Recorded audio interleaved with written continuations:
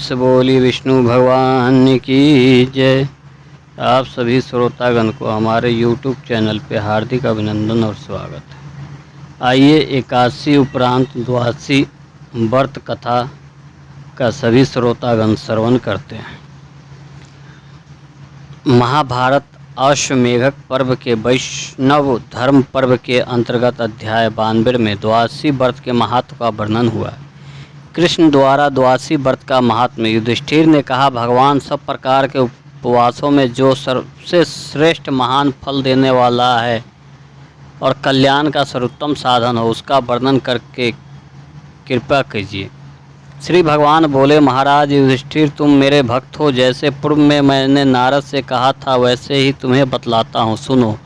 नरेश जो पुरुष स्नान आदि से पवित्र होकर मेरी पंचमी के दिन भक्तिपूर्वक उपवास करता है तथा तीनों समय में मेरी पूजा में संलग्न रहता है, वह संपूर्ण यज्ञों का फल पाकर मेरे परम धर्म में प्रगतिष्ठ होता है। नरेश्वर, अमावस्या और पूर्णिमा, ये दोनों पर्व में दोनों पक्ष की द्वादशी तथा श्रवण नक्षत्र, ये 5 तिथियाँ मेरे पंचमी कहलाती है।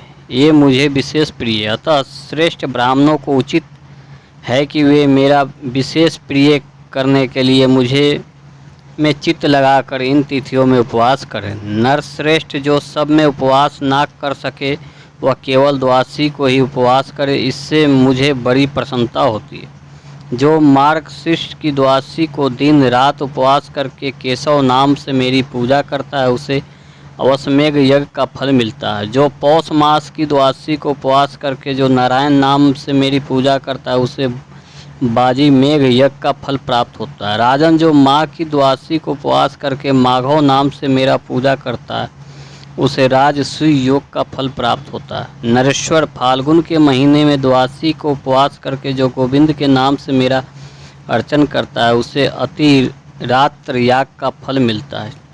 चैत्र महीने की द्वादशी तिथि को व्रत धारण करके जो विष्णु नाम से मेरी पूजा करता है, वह पुंडरीकाक्ष यज्ञ के फल का भागी होता है।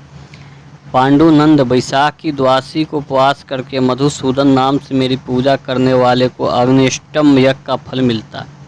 राजन, जो मनुष्य ज्येष्ठ मास की द्वादशी तिथि को उपवास करके त्रिविक्रम नाम से मेरी पूजा करता है, वह गोमेध के फल का भागी होता है। भरत श्रेष्ठ, आषाढ़ मास की द्वादशी को व्रत रखकर वामन नाम से मेरी पूजा करने वाले पुरुष को नरमेघ यज्ञ का फल प्राप्त होता है। राजन, श्रावण महीने में द्वादशी तिथि को उपवास करके जो श्रीधर नाम से मेरा पूजन करता है, वह पंच यज्ञों का फल पाता है। नरेश्वर, भाद्रपद मास की द्वादशी तिथि को उपवास करके ऋषिकेश नाम से मेरा अर्चन करने वाले को सौत्रामणि यज्ञ का फल मिलता है।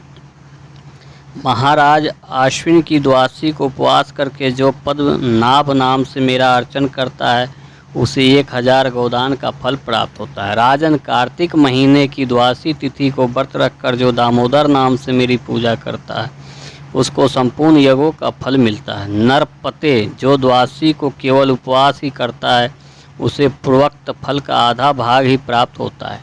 इसी प्रकार श्रवण में यदि मनुष्य भक्ति युक्त चित्त से मेरी पूजा करता है, तो वह मेरी सालोक मुक्ति को प्राप्त होता है।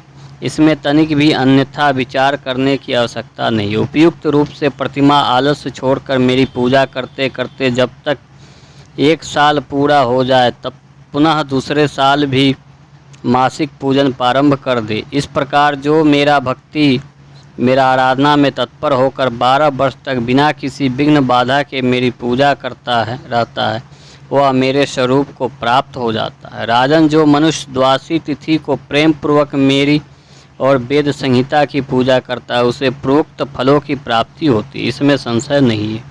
जो द्वादशी तिथि को मेरे लिए चंदन, पुष्प, फल, जल, पत्र अथवा मूल अर्पण करता है, उसके समान मेरा प्रिय भक्त कोई नहीं।